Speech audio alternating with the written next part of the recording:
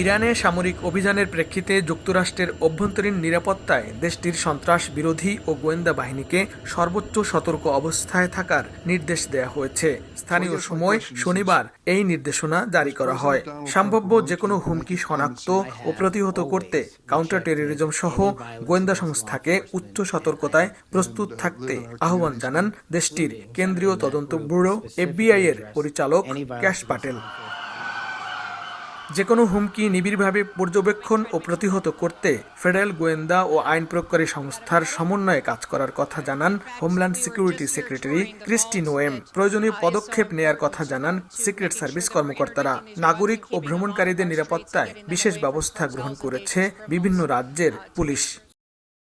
এদিকে মার্কিন president Donald ট্রাম্পের এই সামরিক হামলাকে অবৈধ ও অসাংবিধানিক বলে মন্তব্য করেছেন সিনেটর এডওয়ার্ড জে মার্কি। এক বিবৃতিতে মার্কি বলেন, এ হামলা কংগ্রেস অনুমোদিত নয় এবং তা নাগরিকদের জন্য বিপদ বয়ে আনবে। এ হামলা বৃহত্তর আঞ্চলিক যুদ্ধের উত্তেজনা বৃদ্ধি এবং ওই অঞ্চলে থাকা মার্কিন সেনা ও বেসামরিক নাগরিকদের জন্য মারাত্মক হুমকি স্বরূপ বলে উল্লেখ করেন ৭৯ বছর বয়সী ডেমোক্র্যাট দলীয় সিনেটর এডওয়ার্ড জন মার্কি।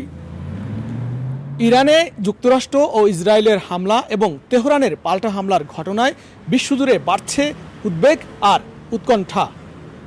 এরই মধ্যে মার্কিন নাগরিকরাও রয়েছে অজানা এক শঙ্কায়। লস্কর আল মামুন, সময় সংবাদ, যুক্তরাষ্ট্র।